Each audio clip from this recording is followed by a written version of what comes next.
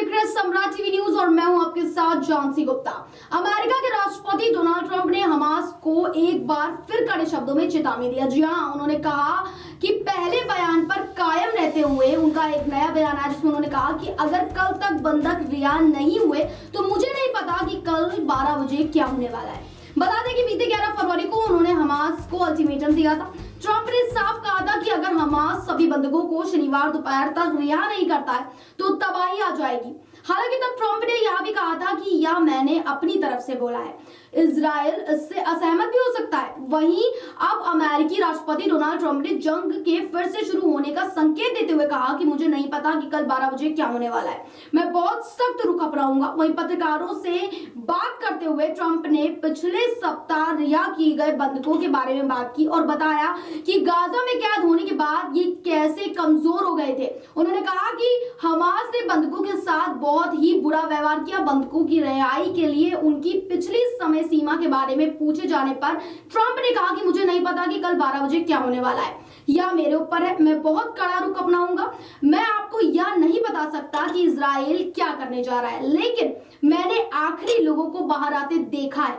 वह ऐसा दिखता है जैसे वह अभी अभी होलोकॉस्ट से बाहर आया हो। बंधकों के साथ बहुत बुरा व्यवहार किया गया है। उन्होंने कहा कि अब मैं एक अलग रुख अपनाऊंगा, लेकिन इस बात पर निर्भर करता है कि बीवी यानी कि इजराइल के पीएम बेंजामिन नेतन्याहू क्या करने जा रहे हैं। यह इस बात पर निर्भर करता है कि इजराइल क्या करने जा रहा है। मैं समझता हूं कि वे पूरी तरह से बदल गए, हमास पूरी तरह से बदल गया है। वे अब हम फिर से बंधकों को रिहा करना चाहते हैं, लेकिन आपको यह देखना होगा कि उन्होंने यह कहकर इसकी शुरुआत की कि हम बंधकों को रिहा नहीं करने जा रहे हैं। जैसा कि मैंने कहा था कि आपके पास शनिवार को 12 बजे तक का समय है, जो कि कल 12 बजे है। और फिर अचानक 2 दिन पहले हमास ने क्या कहा, नहीं, हमने फैसला किया है कि हम बंधकों को रिहा करने जा रहे हैं, लेकिन अब मुझे लगता है कि उन्हें सभी बंधकों को रिहा कर देना चाहिए। बता दें कि अमेरिका की चेतावनी के बाद हमास ने बंधकों को रिहा करने से मना कर दिया था।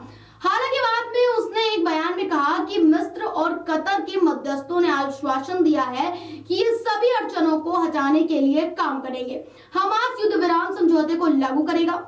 हमास ने यह भी कहा कि वह शनिवार को 3 और इजरायली बंदियों को रिहा कर दिया जाएगा। वहीं चरमपंथी संगठन ने आरोप लगाया कि इजराइल ने बंधकों को रिहा करने के समझौते को सही तरीके से लागू नहीं किया है और आवश्यक सामग्री की आपूर्ति नहीं की गई है।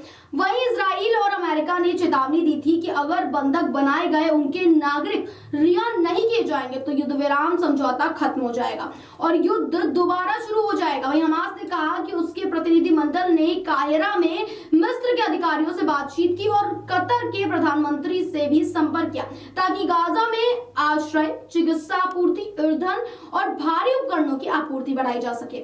आपको बता दें, मिस्र के सरकारी टीवी चैनल ने अपनी रिपोर्ट में बताया कि मिस्र कतर से इस विवाद को सुलझाने में कामयाबी हासिल की है। वहीं दोनों अरब देशों ने युद्ध विराम समझौते पर मध्यस्थ की भूमिका निभाई। यह युद्ध विराम समझौता जनवरी 2025 में लागू हुआ था। वहीं गाजा पट्टी में चल रहे युद्ध विराम समझौते को लेकर हो रहा विवाद गुरुवार को हल होता हुआ दिखाई दे रहा है। चरमपंथी समूह हमास ने घोषणा की कि वह समझौते के अनुसार इजरायली बंदियों को रिहा करेगा। हमास ने साल 7 अक्टूबर 2023 को इजराइल के विभिन्न हिस्सों पर हमले किए थे। वहीं इन हमलों में करीब 1200 इजरायली नागरिक मारे गए थे और 250 से ज्यादा लोगों को बंधक बना लिया गया था। इसके बाद इजराइल ने युद्ध का ऐलान किया था और जवाबी हमले शुरू किए थे। वहीं युद्ध शुरू होने के बाद गाजा पट्टी में 45,000 से ज्यादा फलस्तीनी मारे जा चुके हैं। हमास और इजराइल के बीच युद्ध शुरू होने के बाद से 2 बार युद्ध विराम समझौते भी हुए हैं। ऐसी तमाम बड़ी खबरों के लिए देखते रहिए सम्राट टीवी न्यूज। धन्यवाद।